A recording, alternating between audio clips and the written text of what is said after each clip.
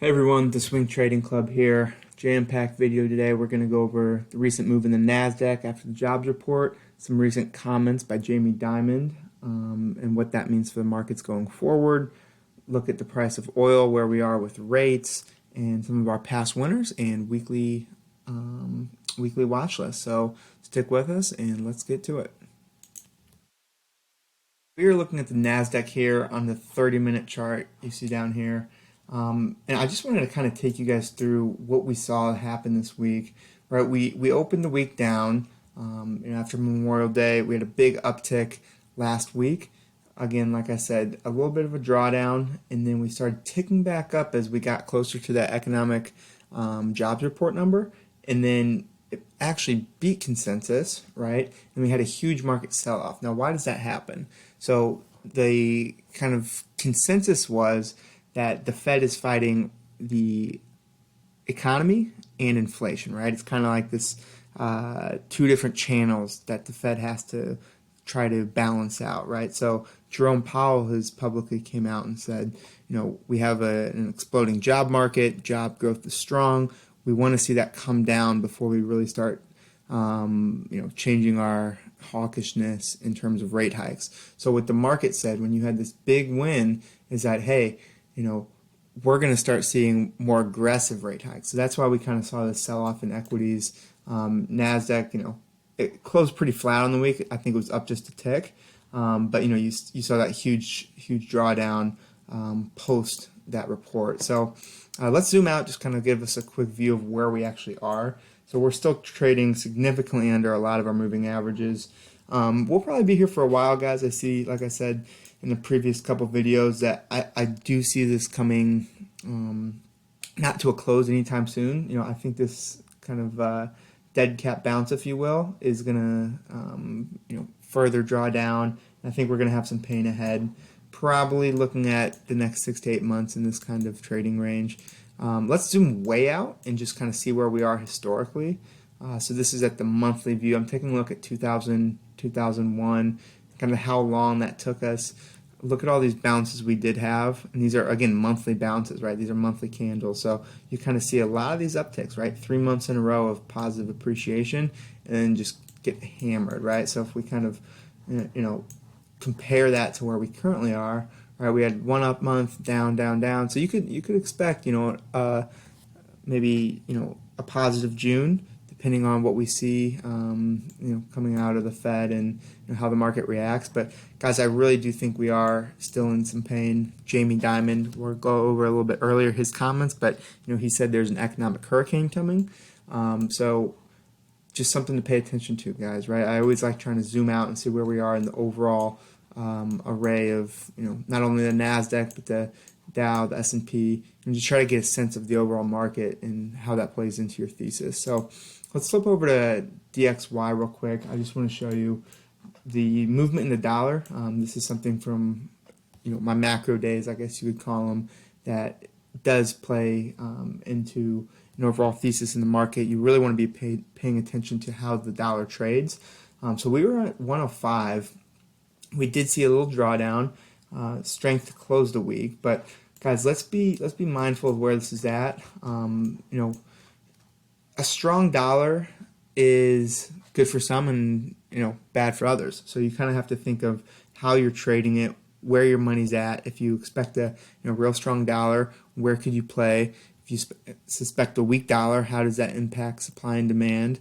There's a lot of macro forces at play with a weak dollar and a strong dollar, and trying to understand that framework isn't something that I want to get into this video here, but it's something that I want you all to start kind of having in the back of your mind and start paying attention to those conversations, right? So that is the DXY, and something I think you guys all should start monitoring. So let's flip over to our next chart.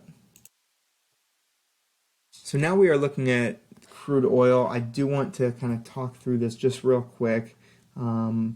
This is currently a zoomed out view, and I just wanted to keep it here for a second to show, back in 2008, at the kind of peak madness, if you will, we got up to 140. Now, I'm not 100% sure how accurate this specific chart is by CNBC, right now we're at 118. I think on some charts we had 120, but most of it's, pretty, relatively close, right?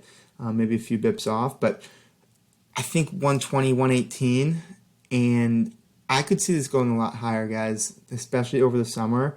In our recent trend specifically, if we're looking, let's just change it to a 1 month view, right? We have a real strong uptick coming over the last month. Even our 5-day view has been, strong uptrend here. And again, you'll see July 2022. Remember, all these are kind of forward-looking contracts, right? You don't have a spot price for WT, crude oil, that is. So just kind of pay that close attention there to actually what you're looking at. I do suspect this trend to continue.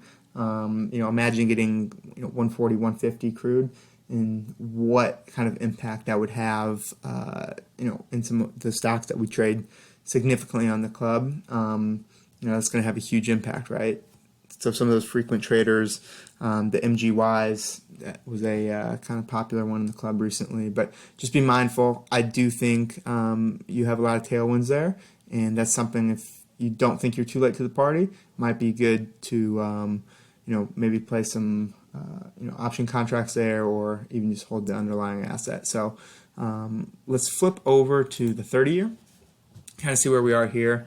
So in the 30-year Treasury, again, we saw this huge uptick in, I shouldn't say huge, but we have been seeing a run up in yields. And remember, as yields increase and rates are up, price goes down, right? It's always an inverse relationship there. So the reason you're seeing this kind of price start to fall is because of that quantitative tightening, right? All the treasuries that were on the Fed's balance sheet is now starting to get pushed out into the market, right? So the supply of that is increasing, so price is driving down, yield is going up. So kind of be thinking through how that dynamic works. As a trader, as a swing trader, all these kind of macro headwinds, tailwinds, all the winds in between is something that you want to try to factor into, again, your overall thesis and how you're thinking through the market. So let's flip over to jobs report, because I do think that is important as well. So this was the headline that we read through earlier on in the intro, and kind of, if we flip back to our NASDAQ just for a second here, and we saw this kind of, large sort of drawdown. This came due to our economic report that ADP non-farm payrolls increased by 390,000 in May, above the consensus, right? So everyone, has their own opinions on that, what that means for the market. And I really want to dig into this and kind of read past the headline, because this 390 doesn't really tell us the whole story. So I want to dive into this, and let's go for it. So this is the actual report. You can just get this by going to adpemploymentreport.com. They actually put out a pretty good report here, and it's very well summarized. But I want to kind of talk through just some of the numbers behind that actual headline and what it looks like. So if we're thinking through just in terms of private employment, what does the company size mean, right? So small businesses had a huge decrease, right? You're not seeing many small businesses hiring, and that's almost a better indicator, in my opinion, right? The folks that are, the large businesses, the, big tech companies, the banks, they're always going to be hiring people, guys. They might, have freezes and stuff here and there in certain departments, but traditionally you're not really going to see a slowdown in a lot of those really cash-heavy businesses that aren't operating on really low margins or anything like that. They have a good business model, and they're always going to be hiring people, and that's how they sustain long term, and that's why their PE is trading where it's at, right? Because these are high growth businesses that are very well maintained and have a good cash position. But in the world of kind of startups, you could say, small businesses, that's where you're seeing really this number kind of hit home for a lot of folks, guys. You're not going to have a startup who is, Series A, maybe even Series B, go out and hire. And, my current role, that's kind of what I'm looking at, more so in the VC space, where you're seeing all these valuations get hit so hard, and as an LP, as a GP, whatever the role might be, you come and you you talk to your portfolio companies and you say, listen, we're in for a lot of headwinds in the economy. Let's put some hiring on freeze, preserve our cash, and extend our runway. And that's the conversation that a lot of these funds are having with their portfolio companies. So that's kind of how I'm, at least on my end, I'm thinking through what this number means from certain businesses and how it kind of plays into the overall economy, right? And then just kind of going by sector. Construction down, manufacturing up. So the manufacturing up, that's actually a really good sign. We want those goods actually being produced. Manufacturing is a huge input to that, so that's a positive sign. So I don't only want to paint doom and gloom here, guys, but these numbers are good to kind of get a little bit more of a understanding of how the headline reads and what it actually means. And I think this is one of the most important charts that I want to take a look at quickly. Is yes, it beat overall consensus, right? Great jobs report, everyone's happy, but really when we look at the overall trend here, guys, it is going down. We're seeing this going straight down. So just keep that in mind, that we might not be out of the woods yet, and we got a lot of work to still do. And that's kind of the overall thesis behind how we want to think about Jerome Powell and the Fed in this kind of war that they're waging, not only on the economy and the jobs, but on inflation and how these kind of play together. So I think this next slide, I just kind of wanted to echo that sort of chart again, right, guys? You have just this coming down, right, below 400K. You really don't want to see these numbers that low. So yes, we had a overall win, but the numbers are trending in a pretty bad direction. So just kind of keep this in mind when you're talking through and understand what those numbers do mean. And again, I'm no expert, so take what I say with a grain of salt and try to form your own hypothesis and how you kind of look at these overall reports and what it means for your investment kind of mindset and how you're doing these trades. Last table on the employment status. I do want to quickly draw your attention to this number right here, the 62.3. So what this is a participation rate. Okay, guys. So this is how many folks are actually participating, I guess you could call it, in the overall job market. What does that number mean? That from May 2021, we went from 61, then we went from 62 in April 2022, and then in May we went to 62.3. So that means there's more folks getting into the overall labor workforce, if you will. And how do we kind of think about our framework there, and what does that mean for the overall economy? Well, it could mean that a lot of folks looked at their portfolio, they're down by 50% in some cases, 60%, depending on what you're in, what your allocation is from stocks to bonds, et cetera, et cetera.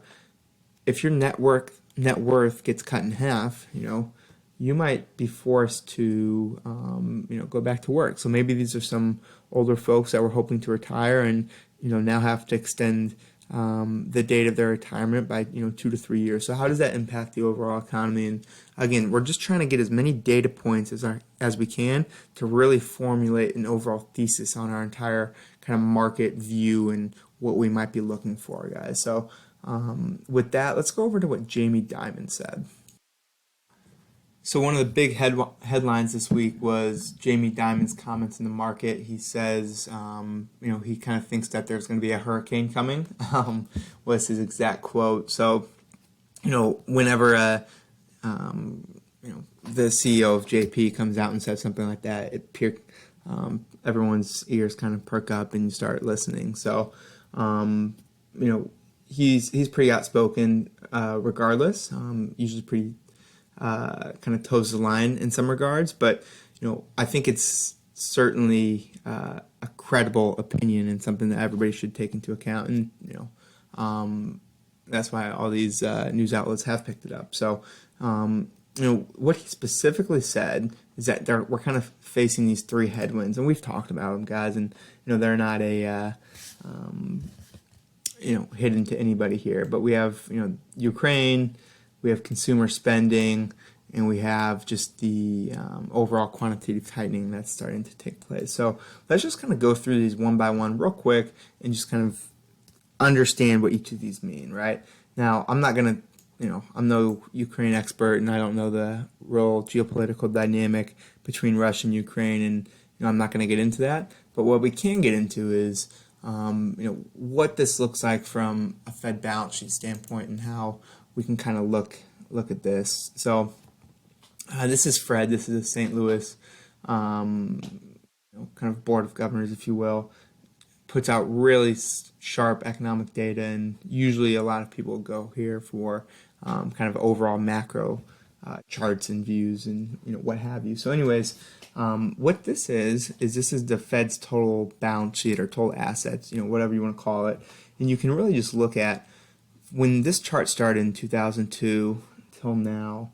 You look at what kind of events occurred, right? This was 2008, where we pumped a bunch of liquidity, but look at we went from 9 to 2 million. Yeah, so this is a huge increase, right?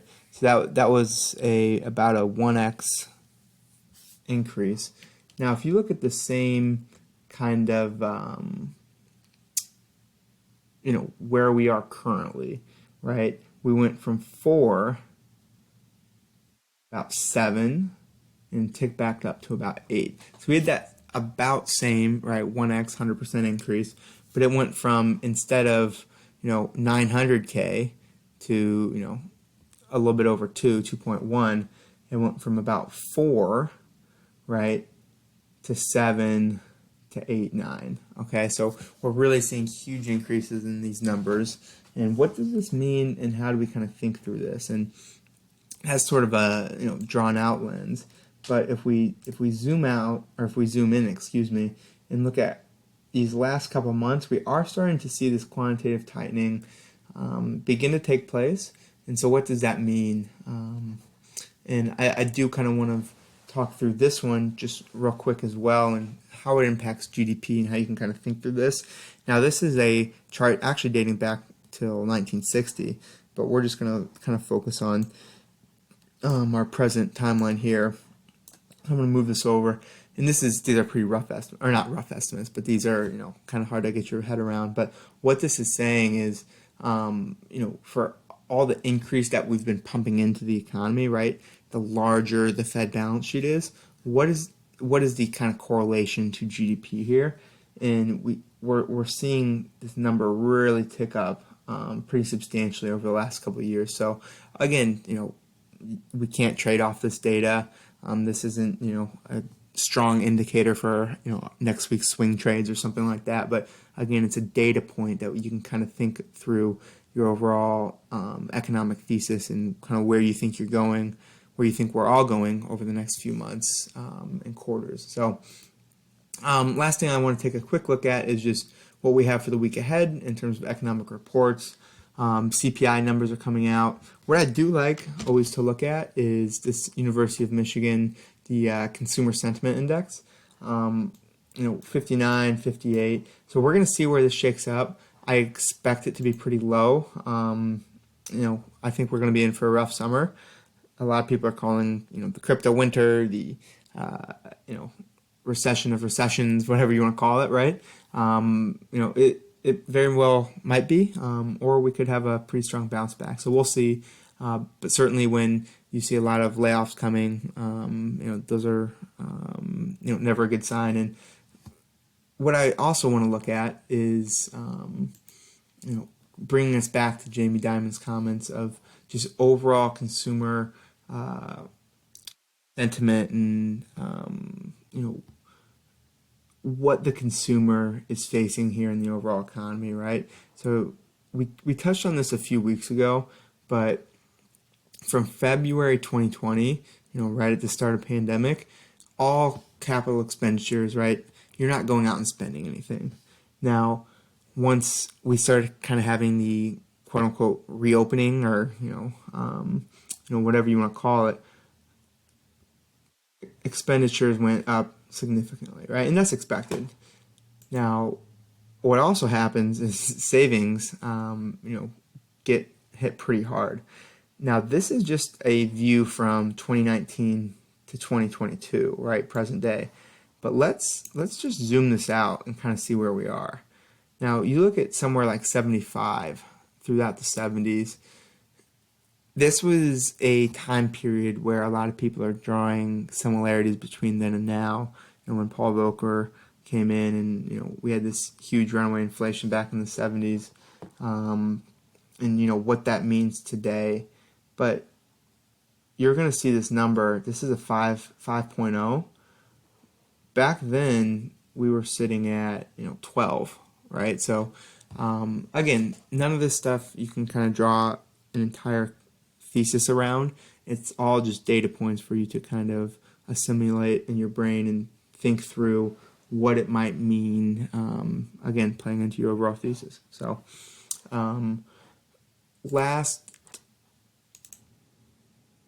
all right, guys, let's go over quickly our recent winners. We've had quite a few, and I don't always go through all of them.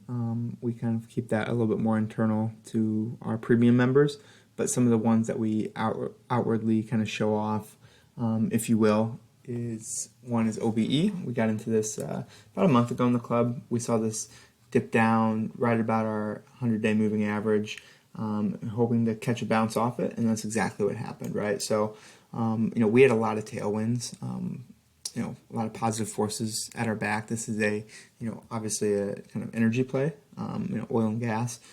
So, just based on our conversation regarding crude oil and where that has been trending, this kind of walked hand in hand with that. So, huge appreciation here. This was a big win for our members, up like, 20, 30%, kind of depending on where you entered in. So big win. WES, this is kind of a similar story here, right? We had a lot of tailwinds, bouncing off these 100-day moving average. Guys, I really like playing these, especially when you have forces at your back and positive momentum.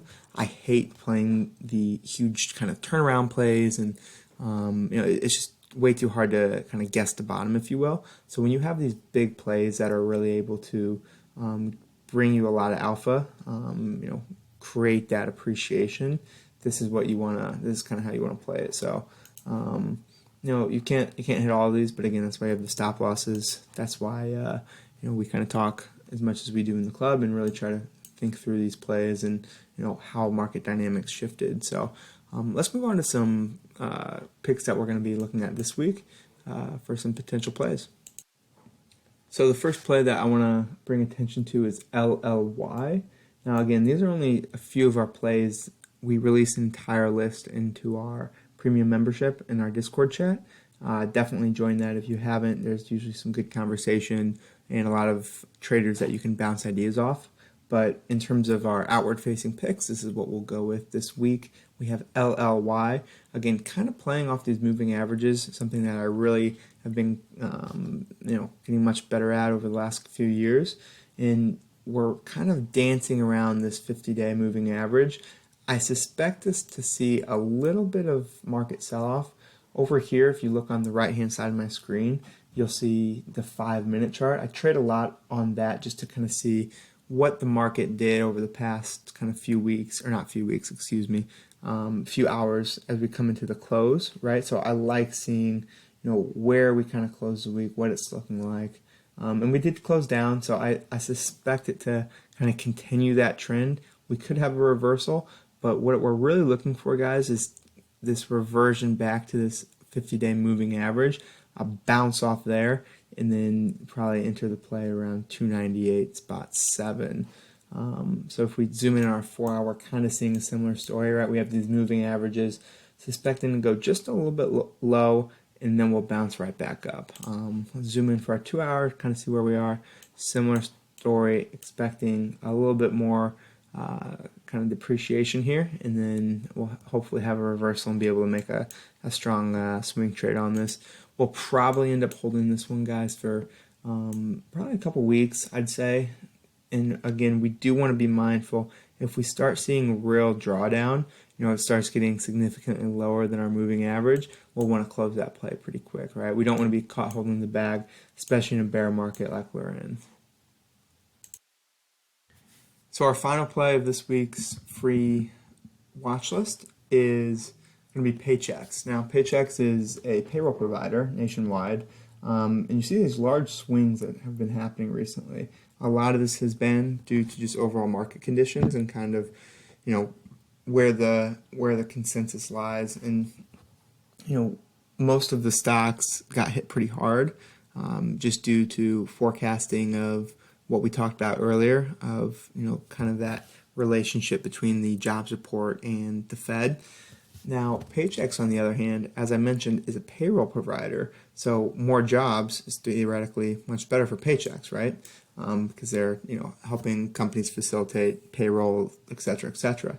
So we saw an uptick here, kind of coming off our May lows, and what we'll look for is probably a pretty quick trade here, guys. I'm hoping this is going to be one that we can close within a week or two. I'm pretty confident getting into this either Monday or Tuesday of this coming week. So in the next couple days, we're really going to see if this keeps increasing or if we have a sell-off based on just overall market conditions. But if we kind of look historically, we see a lot of these big swings happening at the beginning or the end of the month, just right after we get that kind of employment numbers and sort of consensus. And again, it's always a forward-looking sort of equities kind of trade into the future, right?